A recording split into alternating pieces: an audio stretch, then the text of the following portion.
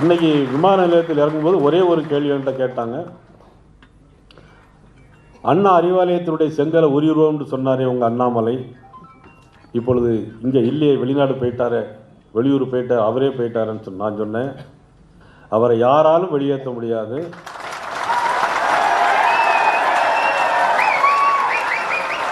எங்களது எங்கள் பாரதிய ஜனதா கட்சியினுடைய சொத்து அவரை யாராலும் ஒன்று செய்ய முடியாது என்று சொன்னார். அதை ஊடக நண்பர்கள் எங்களுக்கு முழு ஆதரவு தர வேண்டும் என்று கேட்டு, சொத்து வரி உயர்வு, மின்சார வரி உயர்வு, மக்களுக்கு எந்த வருஷமும் எங்கேயும் போக முடியல. ராத்திரி 8 மணி ஆனால் யாராவது அந்த சார் கூப்பிடுறாருன்னு சொல்கிறாங்க. பாலியல் வன்கொடுமைகள், இதையெல்லாம் சீர்தூக்கி பார்த்து ஊடக நண்பர்கள், நடுநிலையாளர்கள் வர இருக்கின்ற ஆட்சி என்டிஏ ஆட்சியாக அமைய வேண்டும் என்று அன்போடு கேட்டு வாய்ப்புக்கு நன்றி கூறி விடைபெறுகிறேன்.